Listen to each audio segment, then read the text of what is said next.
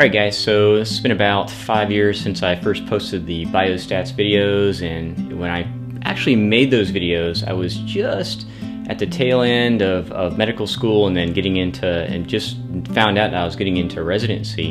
And so that was 5 years ago. So I got through residency, became chief resident, which was just pretty exciting accomplishment.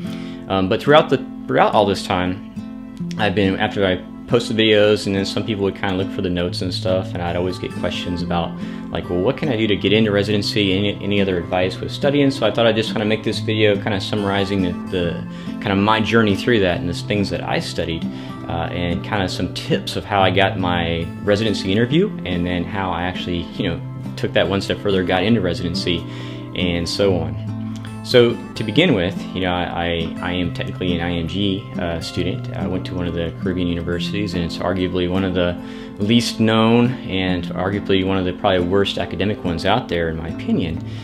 So I know what it's like to, say, come from a place where the teaching wasn't that great.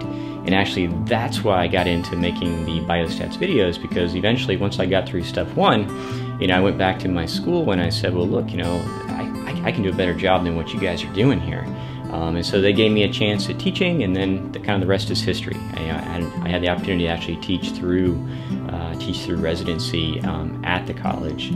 So, my first experience in getting into this medical school was, my buddy randomly came across, this guy, and became good friends over time. And I went to, the first class, and there was just this guy reading from a PowerPoint.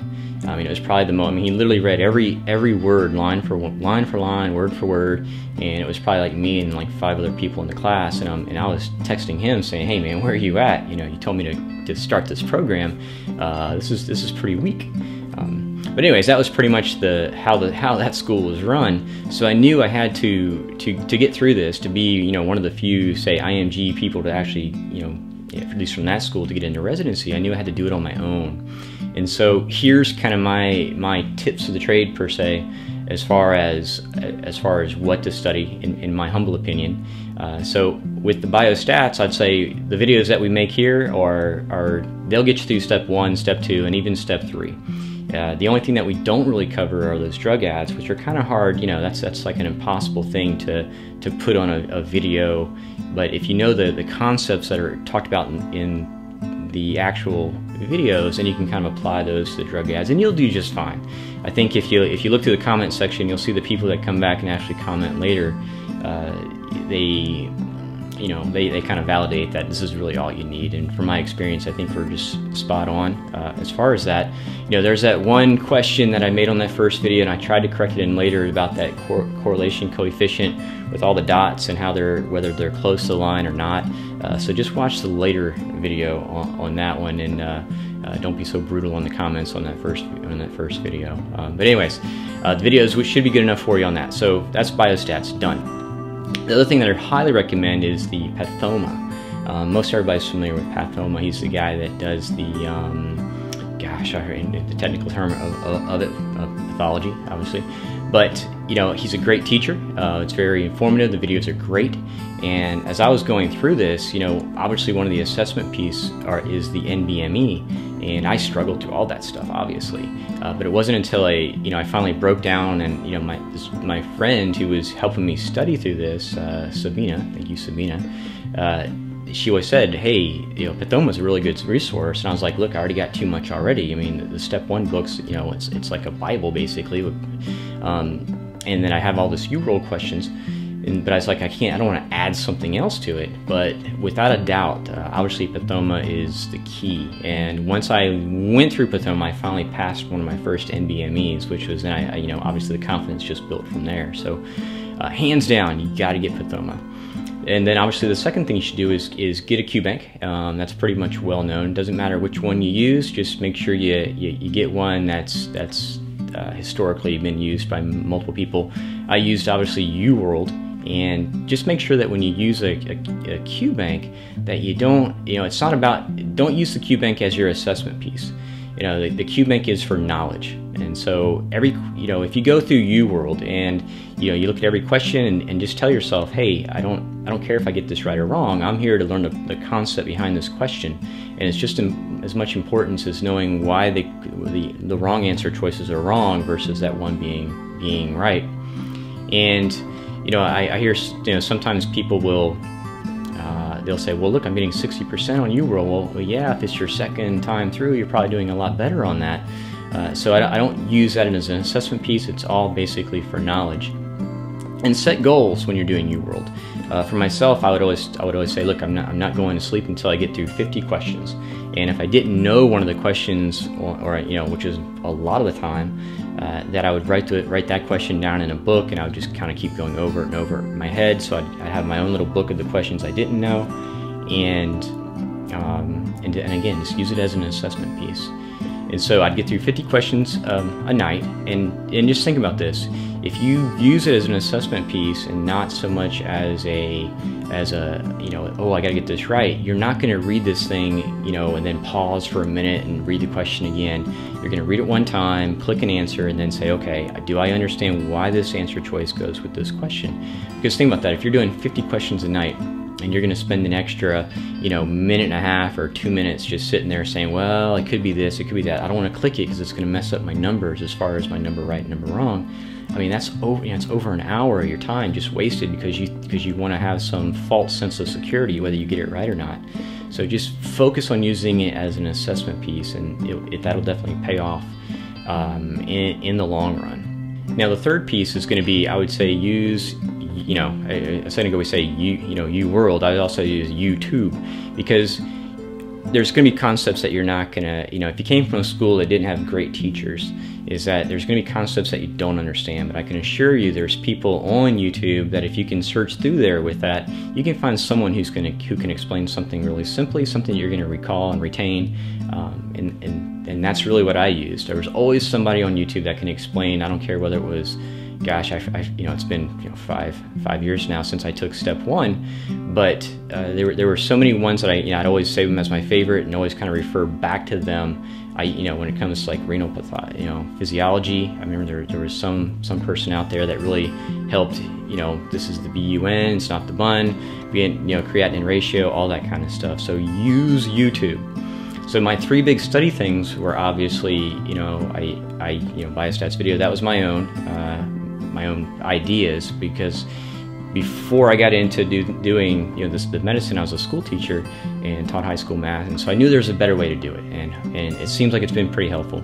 And then of course get you a Qbank, and then Pathoma, and then also use YouTube for any concepts that you don't have.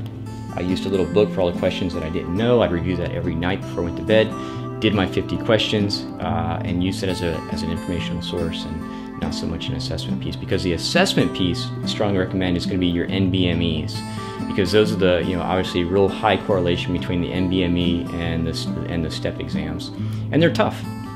There's no question about it. But I'd rather make your mistakes while you're practicing. Make your mistakes with me when you're learning these things, and so when you take that step one, that you'll obviously be fully the best version of you can be when you take the exam. So now, being an IMG, if you are even American grad these days, because it's very competitive. It's highly competitive. In the program that I was in, I knew I wanted to go into psychiatry and behavioral health. We had on average between the upper years that I was there, we had between 1,200 and 1,500 applicants for 8 slots. And so we were getting a lot of, there's a lot of American grads going for those spots, and of course, it seemed like psychiatry was one where we have a lot of IMGs. But I'm telling you, it's getting so competitive these days that you gotta put yourself in the best position possible for that, and you already know that. But here's some of the things that made me kind of stand out, considering I came from, again, one of the lesser known schools. I even had, during one of my interviews, the program director kind of, she looked at my application and she squinted, and it was like she had this look on her face saying, I never heard of this place before. But anyways, it turned out to be one of my best interviews, and it's just a moment I thought I'd just kind of share. But you got to commit to the process, and you got to think about this. You don't control your past in terms of where you went to school. You don't control your last name or anything like that. So there's going to be people that have an advantage over you in those areas. But the one thing that I stressed to my students when I taught was, you know, the one thing you do control is your effort. And that's the one thing I'll say, never let somebody outwork you. You know, there's probably somebody, you know, bunkered in some library studying 24/7, you know, kind of on their dad's dime or something like that. But you can still, you know, if you got to wake up at 5 a.m. or 4 a.m., you gotta make that commitment, and absolutely do not let somebody outwork you on this. When I was going through it, I literally set my alarm clock, you know, when it was 6 months out from my exam, I set my alarm clock like 1 minute earlier each day, and eventually I was getting up at 3:30 in the morning. That was just what it took for me. I look at myself and say, look, okay, I'm not gifted with reading something one time and recalling it. I got to read something so many times it makes me sick. So I was getting up at 3:30. I would still go to, you know, I'd go to work starting at 7 or 8, and then when I got off at 4 or 5 throughout the day, then I'd go to Panera, and I'd get bunkered in there myself, and then I'd study till about 10. And then I would just repeat that, and that was my life for at least over 6 months. And I remember when I actually matched in residency, it was the guy at Panera, it was the manager at Panera in Athens, Georgia, that actually came around and gave me, you know, he was the only person that hugged me when I got into residency. I remember it, but it was such a moment because I studied so much there. I'm sure you guys probably have. There's probably one place that you study so much, you're like, oh man, what are you doing here all the time? But it was definitely a big moment, kind of shared with the manager at Panera. But if I were to say, how did I get my interviews, and this was what made me a little bit different in my story, was I was off cycle per se, because being in IMG, you can take your step exams kind of whenever they kind of fall best for you. So I took mine, gosh, I forget the step 1, but that was March or April or something like that. And then my step 2, I didn't take until December. It was like December 1st. And so I was already like, look, if I get through this, I'm going to apply into the match that year. And of course, and I know you're thinking like, what do you mean apply to match? Half the interviews are over, right? That's October, November, and December. But I was just, in my mind, I'm like, well, look, I'm not getting any younger. And if I get through this, if I can just get an interview, you know, I have a chance. So I took step 1 on December 1st. I got my results back, you know, 3 weeks later, roughly. I don't know if it was December 21st, right around there. And I passed, which I felt was a miracle in itself. But so now that I got step 2 done, I then applied. You know, I then applied to residency. I applied to match then, and you know, even people from my school were like, you know, what is this guy doing? You know, no, who applies in December? But in hindsight, it was like a blessing in disguise, because what I did once my application was final, when I got my step 2 in, is that on Christmas Day, I researched all the different programs that were IMG friendly per se, and I emailed the program director of those programs.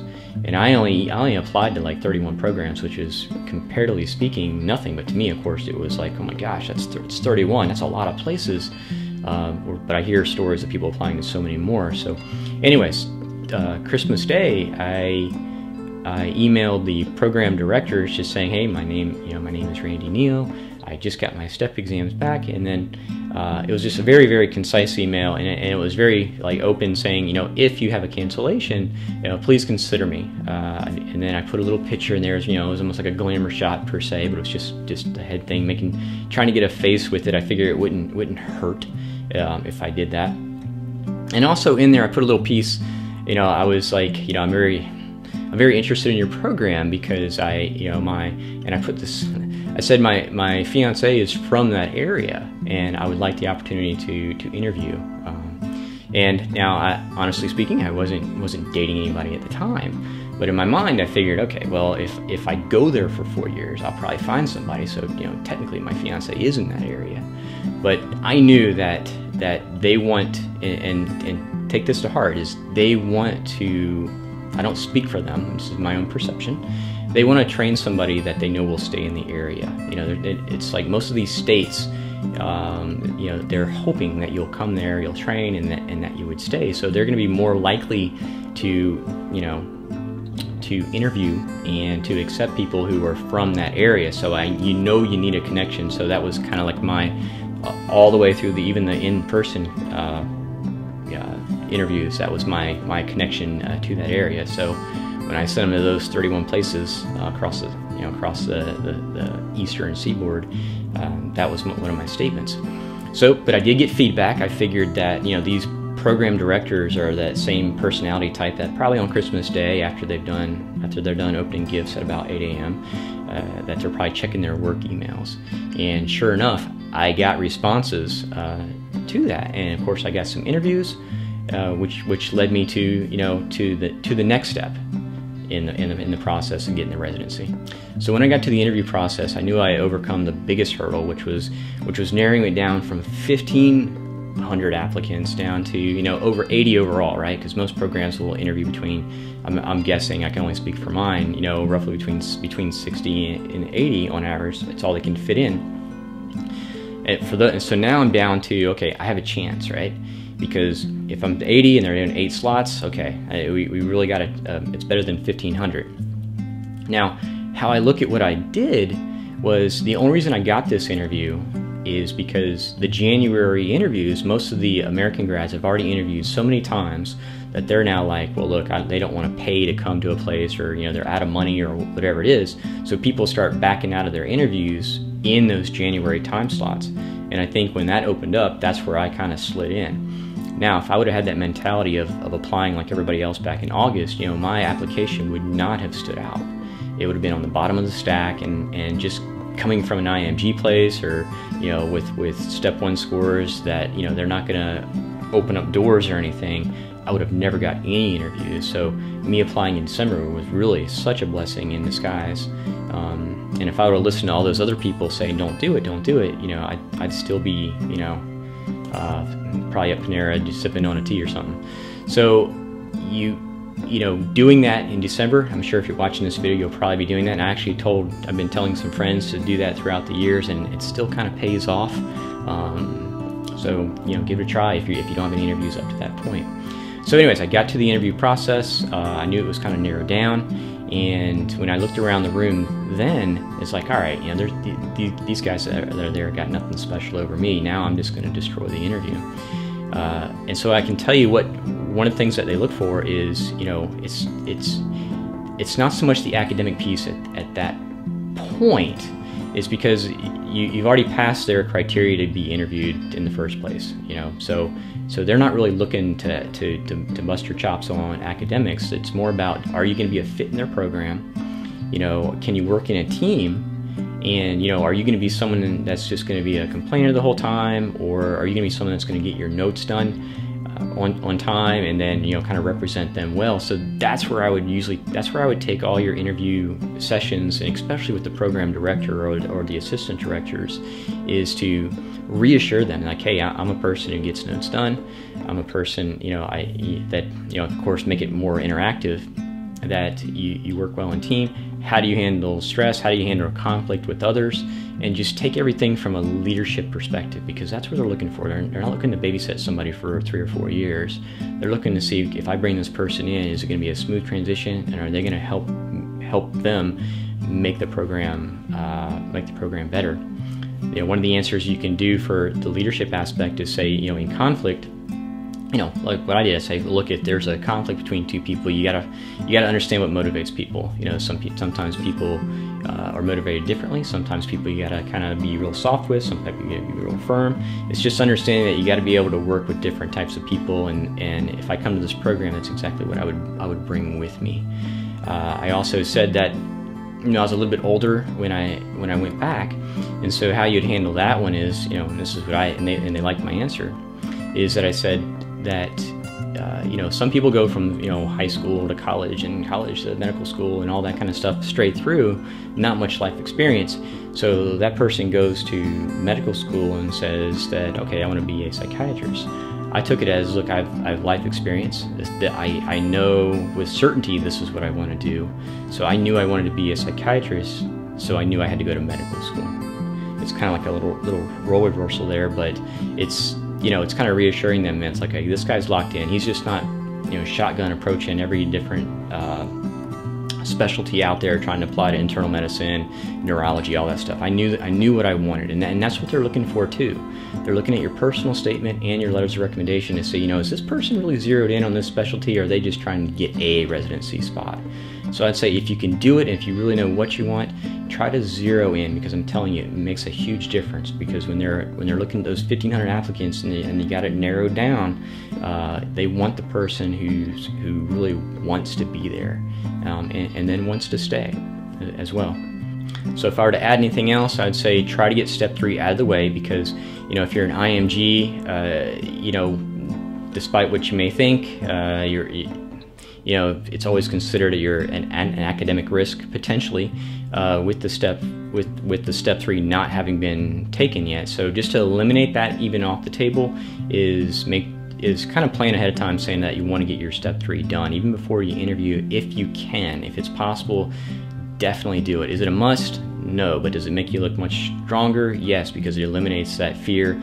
Again, if they're down to 2 people, they're going to take the person who's most likely all equal, that has that step 3 behind them, for that reason. What I would do also is consider even volunteering in that program. I mean, think about this.